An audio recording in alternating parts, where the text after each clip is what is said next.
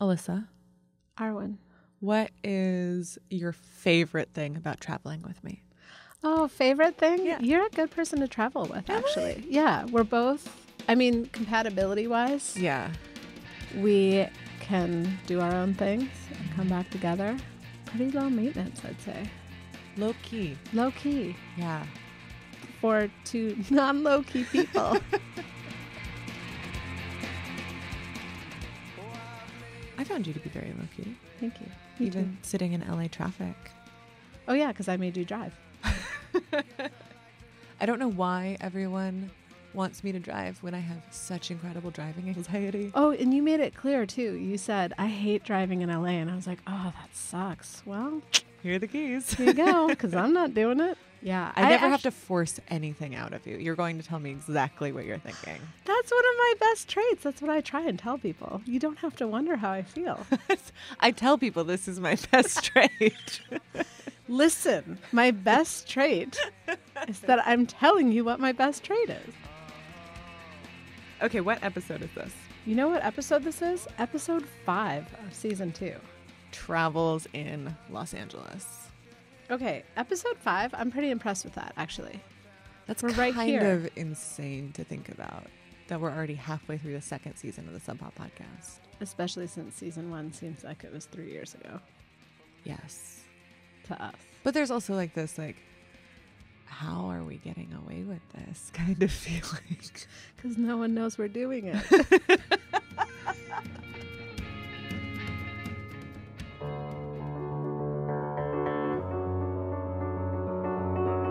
When this episode airs, we will be going to Third Coast. What's Third Coast, Alyssa? I don't know, but it sounds really great.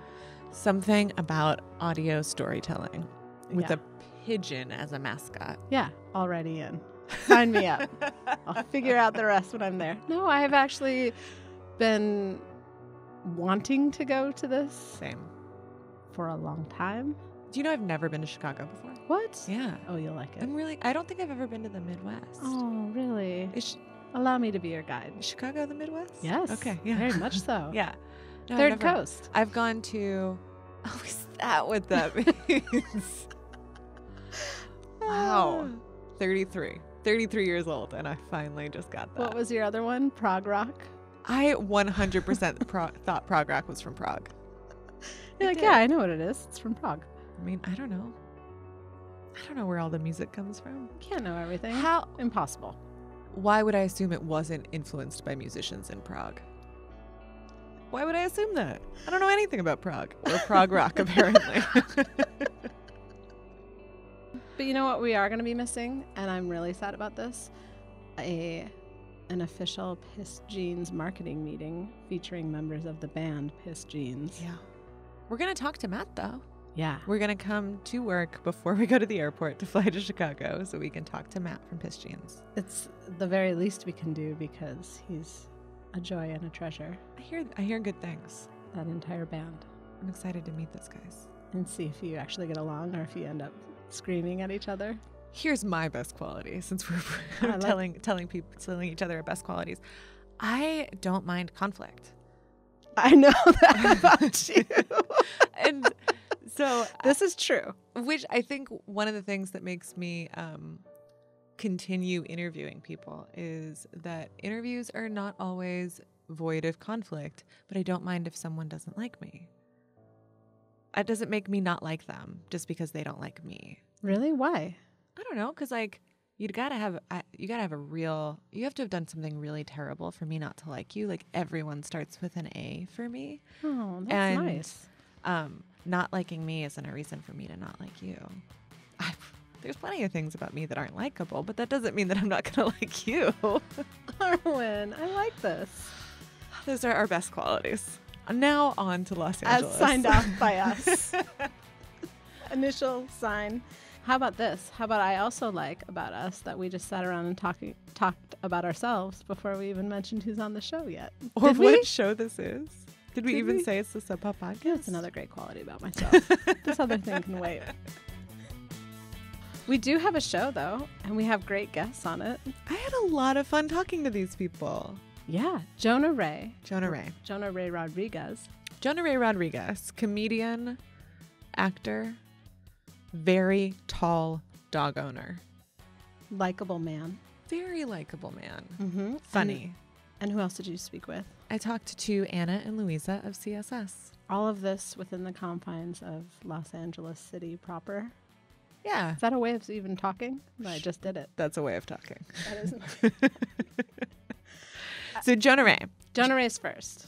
Jonah Ray's first. And I first heard about Jonah Ray, literally heard Jonah Ray's voice on the Nerdist podcast, which I've been listening to for years. And that's Chris Hardwick's podcast, which is wildly successful. And Jonah Ray is one of the other co-hosts. Mm-hmm. Yes. He's not on every episode, but he's there often. And he's been part of that project since the beginning. He also has a Comedy Central show and is the new host, if that's the proper term, of Mystery Science Theater, the new Mystery Science Theater. He's great. His Meltdown comedy show, which is what his Comedy Central show is, just ended recently. And when I was in LA, he gave me tickets to go see that. Oh, that's so nice. Yeah. Did you go? Oh my God, yeah. And it was amazing. I knew that. Yeah, you went. It was great. I'd only ever seen stand-up comedy twice in my entire life before we took this trip to LA. And then in the course of 4 days, I saw 2 stand-up comedy sets or shows, I guess. And they were wonderful. Like really impressive. Like, hey, these are fun. Yeah. And some of the comedians I'd never heard of before. And then I look them up and they're all like incredibly successful, well-known comedians. But you did know who Jonah Ray was, as you said, because you'd heard the Nerdist. So Jonah Ray actually entered our specific orbit of Sub Pop Records through the licensing department.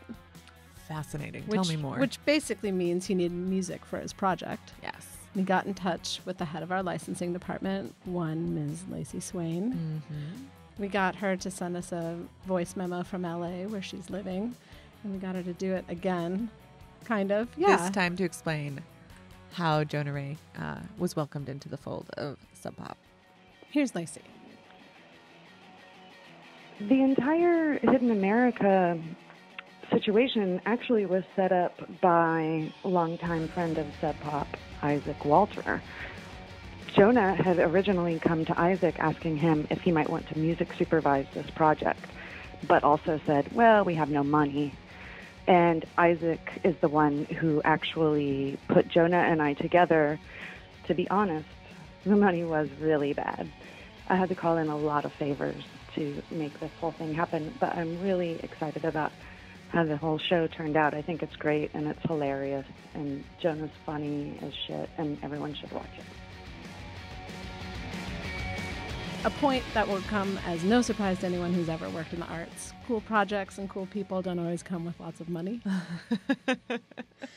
But being interested in music and an interesting person and having an interesting project can carry you a long way. Jonah had access to Lacey's entire catalog of music for licensing and handpicked the songs that he wanted to use, and he picked some of Jen's songs. So Jen gets this email and is like, hey, from Lacey, asking for a favor. Like, there's not a lot of money in getting your song on this. Normally I would try and get you more, but it's a project I really believe in. And she's telling me about this. And my initial response is like, no way. But then I'm like, what's the project? Like, if Lacey's saying it, like, what's the project that she's saying is so great? And she was like, it's this guy, Jonah Ray. And I was like, oh my God, you have to do it. He's so great. Yeah. And also, I mean, that was before I had ever met him or talked to him. I was just like a fan of his work at that point. And like, I really like the idea of like this spoof on a travel show, which is what this is. Hidden America is his spoof on a travel show that's on the CISO network. And I think what helped the whole project overall is that he's such a huge fan of music. So when you mentioned briefly that he had access to the catalog that Lacey, that the licensing department represents, he wanted access to it because he wanted to pick the music. He's such a fan. You'd mentioned that he has his own podcast. Yeah, Jonah Radio. Yeah. Specifically to talk about his favorite songs and talk about music. So, I mean, that is another part, like key component in this. It was that he was so interested in the catalog, and when he was picking the music, it was because he really personally liked it. Not just, what can I get for the cheapest or whatever. And part of his show was filmed at Sub Pop. Part of the Seattle episode, which we mentioned before, that's the episode in which Hutch plays Tony Tony Cool, head of A&R at Sub Pop. Oh, yeah. Hutch plays like that character, and Jonah Ray is like trying to get his band signed to Sub Pop in that episode of the travel show. So like it all comes together. So yes. I do like, though, in your conversation, it's clear that you guys ended up finding that you had some common ground. There's a lot of death talk. Yeah, it starts that way.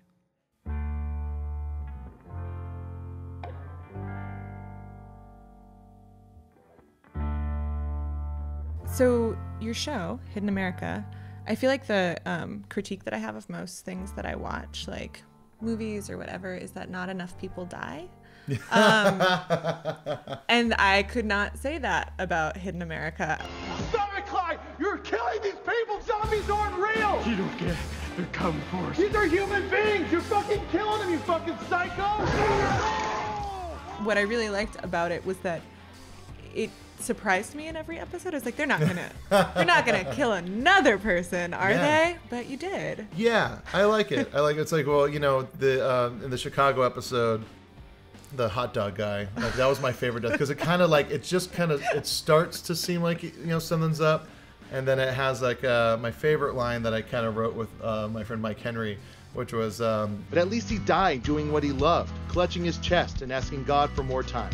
That was a big thing I really wanted with this, is like every city was worse off for having me trying to, like, you know, do a show there. That really came across. Thank you so much. Mystery Science Theater, I mean, that's a tricky one. You're working on that right now, right? Right now. I was working on it earlier today before you got here.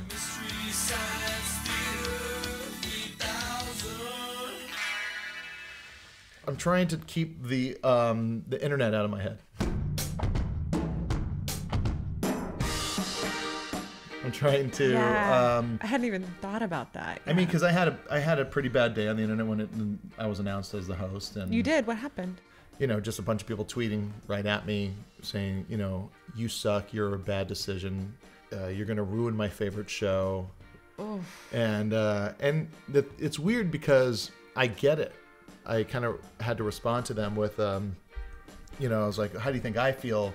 I can't complain about the new host of Mystery Science Theater. Like, I can't do the one thing you get to do.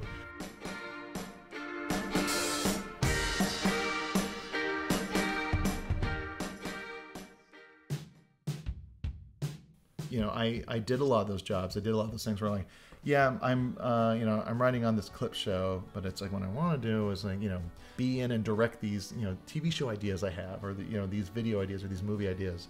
And you know, you'll find yourself following, because when you're young, you need money so bad, and you'll always kind of make these small little you know, decisions that lead you forward, but not necessarily in the direction you want to go. And so you kind of keep on taking these little jobs, and I found myself working on shows I didn't want, and I was making more money than I ever thought I would, and but I wasn't any happier. And it really kind of started, and I kept on getting further and further away of what I really wanted. And so all of a sudden I'm producing on, you know, E's 50 Most Insane Celebrity Oops. And I'm good at it. That was the thing I was good at. I was the guy next to the camera talking to all the talking heads and telling them, like, how to say the things they came in to talk about. They would ramble, and I go, okay, Corey Feldman, now say, you said these few words, say that, just say that, and then I'll put it in the show, you know. Yeah, that's a person that does that, isn't it? Yes. That was you. And yes, and they're not happy. And they're not happy at all. I found this thing where, you know, doing the Nerdist podcast too, and that was a big part of it. The Nerdist podcast, like, got me more attention than anything else I'd ever done before. And, you know, it had a lot to do with the podcast and a lot to do with Chris's rising star. And the idea of doing it, I was just talking to these people, or I was just sitting next to a conversation or having a conversation with these people, and we're talking about their shit. So it's years and years of me talking to other people about their shit. And sometimes these are friends of mine. Sometimes these are people that are my contemporaries in this comedy scene. But I'm talking about their shit. And someone else comes in, and we're talking about their shit. And I got so tired of talking to people about their shit that I just wanted to talk about my shit. Like, I wanted to be the person that had shit to talk about. And so I started making decisions on how to be that type of person that just does the things they want to do. I said, I've been broke before. I can be broke again. Nobody can take anything away from me, because I'm still just kind of like a shitty little punk rock kid that doesn't mind, you know, eating crow and, you know, eating ramen. Yeah, but that's not always, I mean, it feels fucking great to do it. It feels Yes. great to quit things, but not at first. Not at first. It's scary. It's so terrifying. Scary. So what's something that you quit that really scared you? I was working on a show called The Rotten Tomato Show on Current TV. And I was, a writer and segment producer on it. We had a guaranteed run of an entire year. So for an entire year, I'd be making a weekly paycheck. And I was miserable. I just gone through a breakup where like a girl I was living with, she kind of kept on trying to get me to go and get my realtor's license. She's like, you're charming. You can be a realtor until you make it as a comedian. And, so I had this thing in my head where I was like, well, I have to just get a job. And then they offered me this job. And it was kind of comedy, but it was just a movie review show. Chris Hardwick, who was a buddy of mine, got a show called Web Soup, which was a spinoff of The Soup that was on the G4 network. And he's like, hey, I showed the producers some of your sketches, and they really like them. They want you to come in for a meeting to see if you want to be a writer and a sketch producer director on the show. I said, oh, well, how many episodes do you have? He says, right now we have 6. Okay. I don't know, man. I have like an entire year's worth of work right here. And he's like, yeah, but they want your style. They want what you do. And I was like, I don't know. I got this steady gig, guys. I mean, this is the second best thing after being a realtor. So I had to kind of make a decision. No one could make it for me. If I left, I would have a few weeks of work and then that's it. And I was still struggling. Like I was still like, just moved into a place where I convinced someone that I had worked for a year, so please don't check my credit, all this kind of stuff. Yeah. And I had no money or savings outside of that. And so what I did is I made a decision solely based off of my creative selfishness. And then making that decision was the start. That was 7-8 years ago. It was the start of these small little things that put So me that's in what the you right mean direction. when you're like, I think a healthy dose of idealism is necessary. Is Yeah. that you had to kind of just put faith in trying something terrifying. Yeah. It's funny. I got into a conversation with somebody about why I was a Bernie Sanders supporter when it seemed impractical. And I said, everything I've gotten that's made me really happy in my life is because I've had this idea of idealism. And I think there needs to be some of that in my life and all the decisions. And I like, it's like, I expect the best of people, of movies, of, things. Mm-hmm. And it's just on the other side, you just can't be disappointed if it doesn't work out. Yeah. But I really do think a healthy dose of idealism is very important for anyone that wants to be in the creative fields. Well, I'm very glad that you didn't become a realtor. Me too. Yeah. But man, I'd be selling. I'd be selling. The market's hot right now.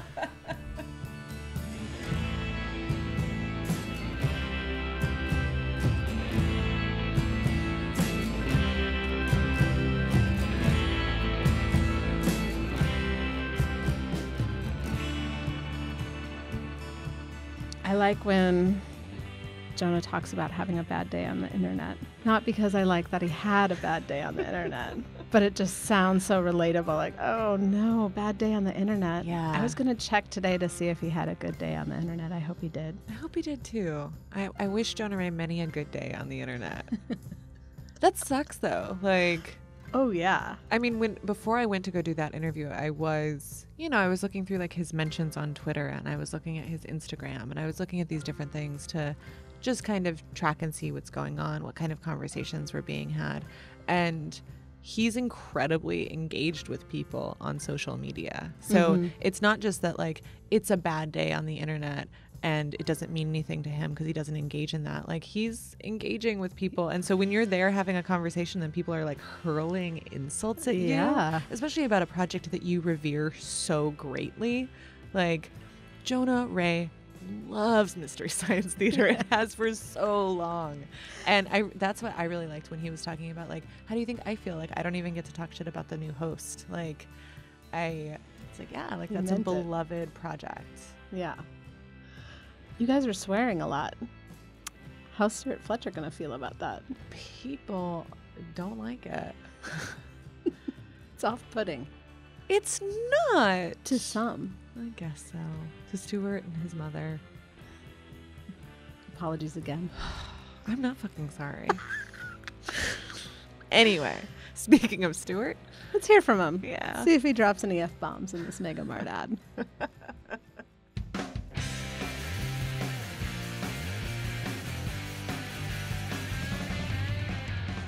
Stuart, Yeah. have you ever been attacked by an animal?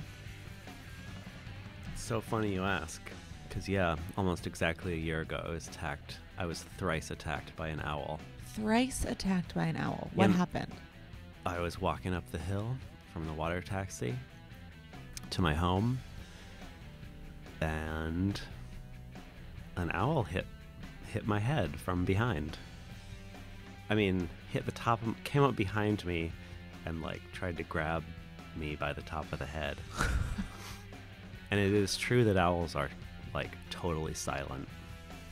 I saw its shadow above my head right before it hit me. That's so ominous. And then it came back twice more. I say the owl knocked me over, but I kind of ended up just tripping myself, and then like my backpack came over my head and got like wrapped around my arm. I was pretty freaked out. Were you wearing a hat? No, I wasn't. I had been. It was the beginning of November. I had been wearing a hat, but I was walking up a hill and I was getting kind of hot, so I'd actually taken off my hat and put it in my pocket like 2 minutes before the owl attacked me. Though Sub Pop can't guarantee that any Sub Pop hats would protect you from an owl attack, it's possible that some of the Sub Pop hats that you can get at the Mega Mart could. Yeah, and they would at least it might, like, the hat, if the owl hits your head and you're wearing a Sub Pop hat, that the hat might like slide along your head while the owl's hitting it. I feel like lessening the force of the blow. Yeah. They hit pretty hard. I gotta say, it was like being punched in the head. Jesus. It didn't draw blood. A lot of people, they do, because their claws are sharp too. Though it could take off with your hat. Yeah, or it might fall down the hill or something. Right. And you might be too scared to go run after it. Because there's an owl attacking you. Yeah, but you can always just go to megamart.subpop.com to replace your hat. That's great.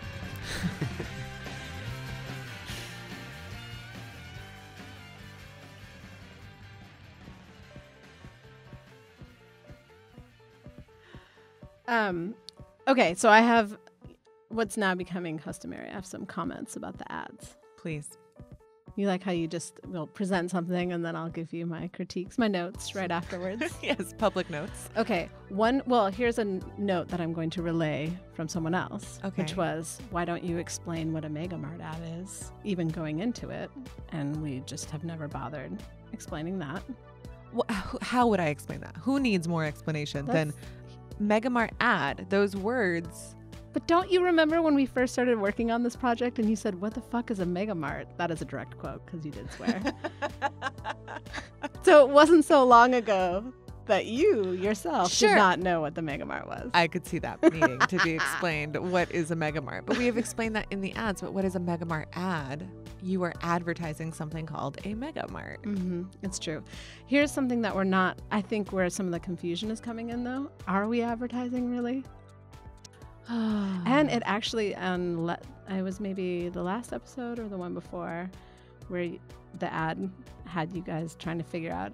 And I said, Google it. What the website address was. And that caused, I will tell you, listeners, some real concern around the office here. The Cassidy who runs our Mega Mart store was like, do you seriously not know what the website is? It's like, I do. Shop.subpop.com. Well, officially, it's not that.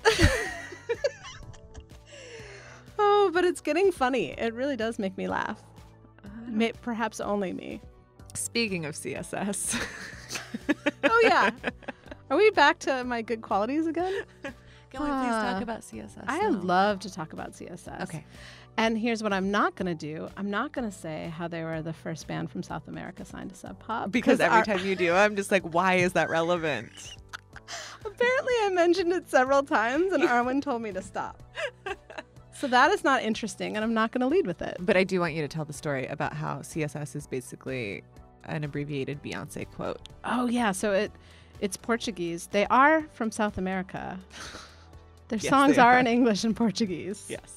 CSS stands for an initialism. I can't say that word. Initialism? Mm-hmm. Can't say de ser sexy. Can't say de ser sexy, which is Portuguese for what? For tired of being sexy, which apparently is attributed to a quote from Beyonce at one point. She had said, "I'm tired of being sexy." And they were like, "I like that. Oh my God. Good enough for me." Name of the band. So great. They were also the first band we signed from South America. So one of their key breaks for CSS was that they got their music licensed. Lacey Swain, she wasn't doing that job then, but she would have gotten them that license. Anyway, in licensing. an Apple ad. And I don't know if people remember this, but like iPod ads 10 years ago were kind of a big deal. Let me see if I can remember. It's like the silhouette of a figure and there's a white background and they're like dancing and people are like... There's some of that, yeah. Some of that, right? But they would be like these big, I mean, that's when ads, I guess, I don't know. I don't know why they seemed like such a big deal, but they definitely were a big deal and they reached a lot of people. It was a very new technology. And they got their song licensed in an iPod Touch commercial. The precursor to the iPhone. And yeah, and I found the ad on YouTube and it was really cracking me up because it was just like, wow, you can just touch the screen. Can you tell me the name of the song? Okay, yeah, so here we go. So the name of the CSS song is Music Is My Hot Hot Sex. When I was searching for that ad... Did you please just tell me you typed in Music Is My Hot Hot Sex? Of course. And then I put iPhone. Because I forgot that it wasn't the iPod. And just, you know, I found some stuff I wasn't looking for. How's your computer doing? How are your that eyeballs? How's your psyche? Something had a virus by the end of that. Here's where my facts get a little gray because I can't remember which one came first. But at the same time that iPods were really coming up, Microsoft had Zunes, if anyone remembers that. And Zune licensed the same Music Is My Hot Hot Sex by CSS song for their product and iPod. Good job, CSS. All in the same year. What the huh? Get I just that don't know who money. went first. And by the time I was done searching for the iPod ad, I gave up on the Zune one. If anyone can find it, I'd like to see it though. We will have links to some of these things in the show notes. Yeah. So I talked to them when I was down in LA. I didn't get to talk to everyone in CSS, but I talked to Anna and Louisa of CSS. Let's hear it. I think maybe if CSS didn't happen, most of us might have not been a musician. Oh, I like she went to film. You know, I went to film school, we yeah. didn't go study music. We didn't envision that.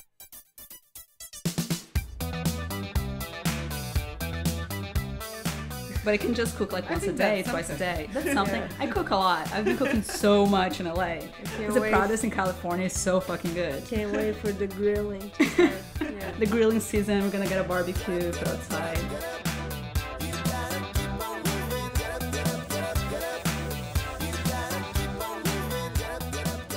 What's your star sign? Exactly. Were you going to ask that? You guys are super into astrology, aren't Yes, I made everyone get She into got it. us, yeah, she got us into you? So astrology. then guess, what do you think it is? It's not an earth or water sign That is true. because you don't like cooking. No. So you're probably a fire or air. Is your birthday around now?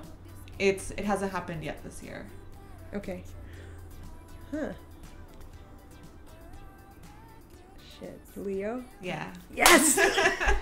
Yes! That was amazing. That was cool, huh? That was pretty What's your impressive. rising? What is my...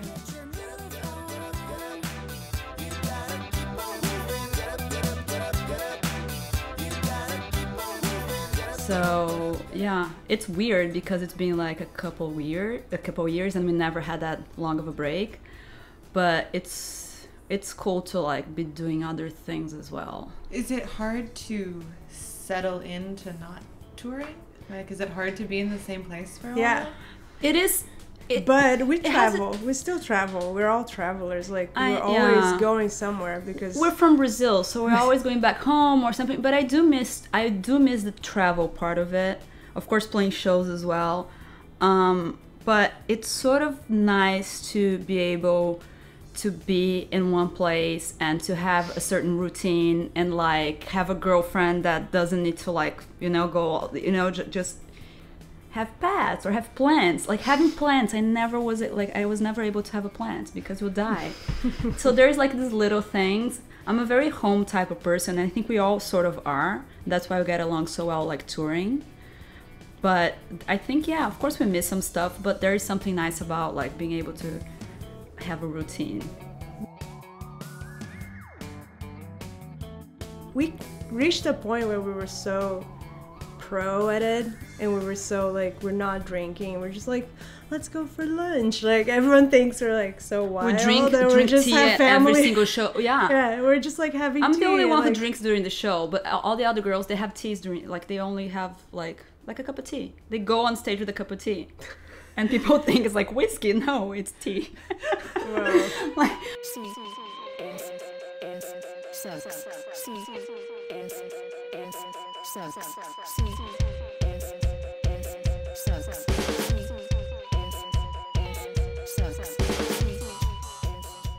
I'm going to ask you about your manager now and whatever happened with that. This is the part of the interview where that happens.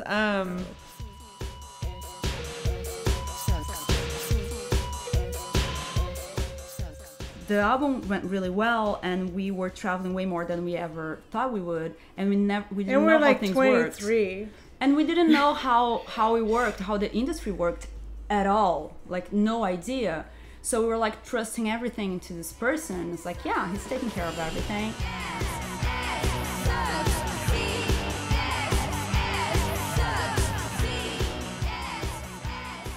Like after a year, we were like, well, we never got any money. And then we start like hearing from agents and from people that we actually made good money in this or that show. And we're like, where's that money?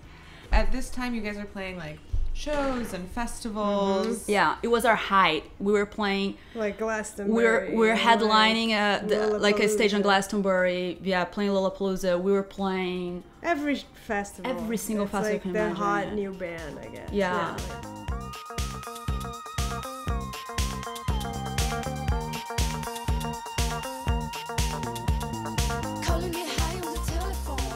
And then there was one day where me and another member of the band, we just went to our agency to like see what was going on without him. Because he said that our money was there in the agency and they were just waiting for some tax issues. Because we're Brazilian, some tax issues were going to be resolved, but the money was there. So that's what he kept saying. So they went to the agency to check it out. And our agent was like, no, I mean, the money just got, like, the last transfer happened like half hour ago or something. It was like, we'll go to Brazil to his account.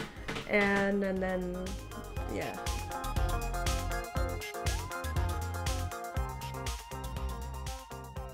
How much money did he steal? Do you know? It's hard to know for sure, but it was a lot of money. Like, let's say we could all like have a house. Yeah, no. You know, we could have bought a house. And that was the high of what we maybe not paid. Here, but in Brazil we could all have like bought a house with that money in Brazil maybe. But it's a lot of money. But instead, so like you fire him and then you keep going. You're still working this hard. You're still playing festivals, but just to pay off the debt. For 6 months we were paying because we had like an amazing crew, and they saw what happened and they were so nice, and we got like, you know. We did an extra Christmas tour in the UK. Which was a huge production tour. Great. We sold out the Brixton Academy with that show. I mean, we would have made so much money, but, you know, and we were like, okay, let's pay off everyone. And then we started doing the second record.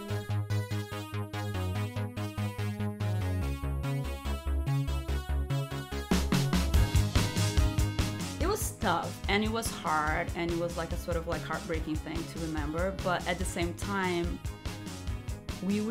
I don't think would have learned so much stuff. I try to think things in like a positive way. Yeah, I'm not, it's gone. Like, I don't have the thing, but and when honestly, there's money, there's like problems.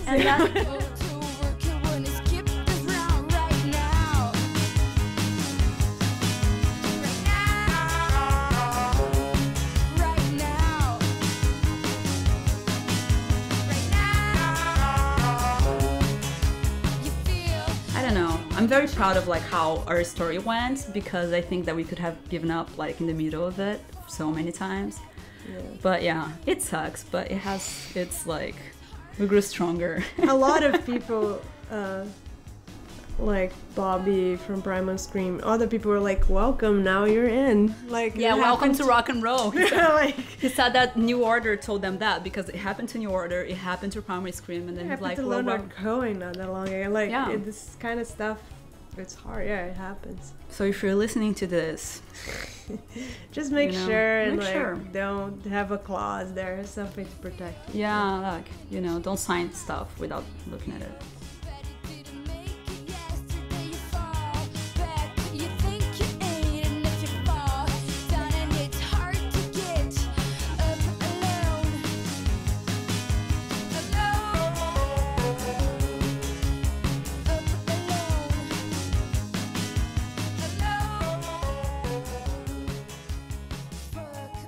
Members of the Ripped Off Club. That's sorry. Amazing. Like, what a terrible club to be a part of, but like, that's really nice to know that people were so kind to them about it, that they were like, hey, this does not reflect poorly on you. This is an unfortunate thing that happens in the music industry. Sometimes people rip you off. It has happened to so many people that you love and respect, Yeah. and now it's happened to you. And they've definitely moved on from it, but it was interesting Totally. to just hear like, hey, you know that paper you're about to sign? Read it, Yeah. understand it, trust us. And I think that the division of power was like really the takeaway for them. It's just like, don't let your manager run this. Like, have different people running different Yeah. things so that there's a system of checks and balances, because they were just touring constantly. They were playing every festival that you can think of, and they did not have a second to like sit down and look at these things, and they just trusted the people that they were working with, like you would if you believe that everyone starts with an A. And they got ripped off. Everyone starts with an A, like the word starts with an A. Oh, like you said earlier. Yeah. Starts with the letter grade A. Yeah. That's nice. They were really nice, though. You really liked hanging out with them. Oh my goodness. Like quite a bit. Yeah. Well, I mean, like, it's, you know, you put me in a room with two incredibly talented, smart, beautiful lesbians. And You're going to find something to like about yeah, that. we had some stuff in common. They were very, very nice. Not the smart and beautiful thing. I did not mean to say that. We had some stuff in common because my other good qualities, Oh, smart and beautiful. God. It's true, though. So next week on the podcast, Yes. we Good one. continue our adventures in Los Angeles. More interviews from LA. We talked to Jimmy Tamburello from the Postal Service, and then we also talk to Ben Gibbard. Coming back to Seattle, we spoke to Ben Gibbard, but Of the Postal Service. of the Postal Death Cab Service, for Death Cab, Cutie. yeah. And they are both just wonderful men. But How did we first hear about Ben, though? Because devoted listeners of the podcast, our parents, will remember that Chastity Belt, and I even know which episode, Come Prepared with don't. Facts, episode 9, season 1, talked about going on tour with one Mr. Ben Gibbard yeah, and Death Cab for Cutie.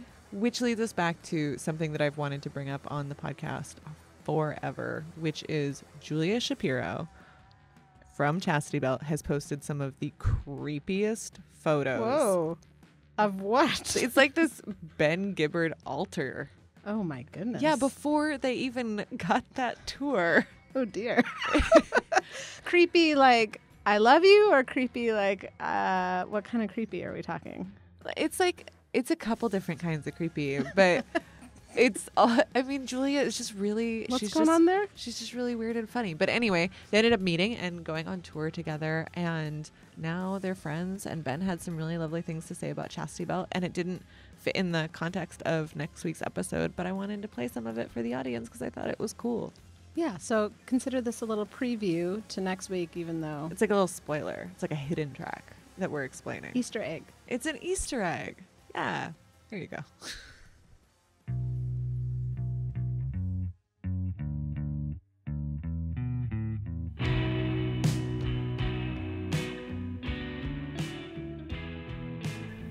And, you know, Chastity Belt is one of those bands. And a lot of the Hardly Art bands, I mean, I feel the same way about Taco Cat, La Luz. Like, you know, after hearing so much music in my life, you know, it happens with less frequency than it did when I was 20. But I still hear things all the time that make me excited and inspired and make me, you know, realize that, like, there's so much amazing music being made now that will be made in the future, and you can really choose as to whether or not you want to close yourself off to it or not. You know, it's your choice. And it makes me sad when people just kind of give up. They just kind of like perpetuate this like false sense that what they listened to when they were 20 is better than what 20-year-olds are listening to now. And look, I understand where that comes from. A lot of that comes from the fact that it's like when you're 20 years old, you just haven't heard as much music as you did by the time you were 40. I connected to a lot more music when I was 20 because I had heard so little of it, and everything that came across that hoved it in my view was like, this is the greatest thing I've ever seen, because it most likely was the greatest thing I'd ever seen at 20, because I'd seen like 10 bands, you know? If you've seen 10 bands, the 11th band is probably gonna be the best band you've ever seen, right? It's like, it's just a numbers game, you know?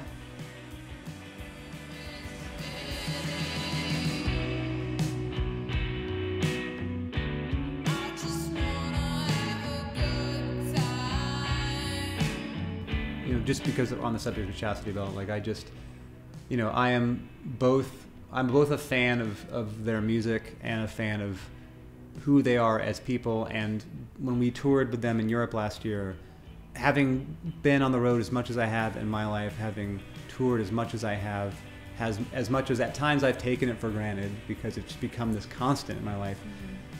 It was really something that we all needed, I felt like, to be out with a band that is having so much fun, not only just being on tour, but having so much fun with each other, you know?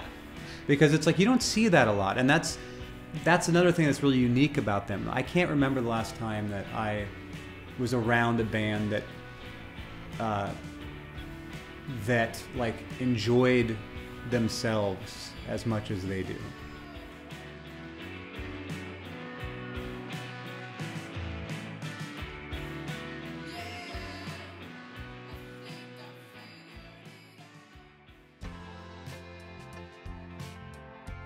We heard some really great music on this episode today, and I would like to mention, and I'm going to mention, that it is some of the songs that Jonah Ray hand-selected for Hidden America. That's great. Who represents a smattering of those songs. Smattering? Sure. Sure. Let's see. Who did we hear from? So, of course, we heard from Mudhoney, and then music that Jonah Ray used we also heard from, which is Avi Buffalo, Mass Gothic, Rose Windows, Shearwater, CSS, and S. We're cut off from all oxygen in here. I think I'm starting to lose it. That's a good excuse we could tell people. Hey, thanks for listening. Thanks for letting us make this. Oh, to our bosses who are probably regretting their choice to let us make this as they finish up this episode, thank you so much. Thank you, everyone at Hardly Art, all the staff at Sub Pop. Please subscribe. Please subscribe. We'll be back. We'll be back next week. Right? I will. Oh, God. No, I might not make it back, guys. You will. Alyssa's actually my boss. She may have just fired me. That might be what you just heard. Sad.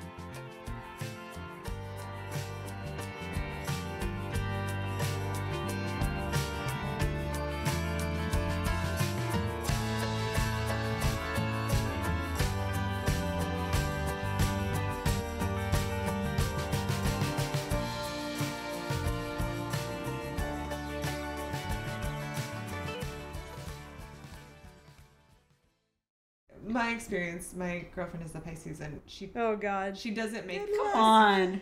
I had a Pisces girlfriend. It's crazy. She doesn't make decisions. That's lot Fox. And the decisions change. Yeah. It changes throughout. I'm not and like she that. holds a grudge too, which is so weird. Yeah. Come on. I'm a Pisces, but I have a lot of But they're Taurus, amazing. so I'm able to make decisions.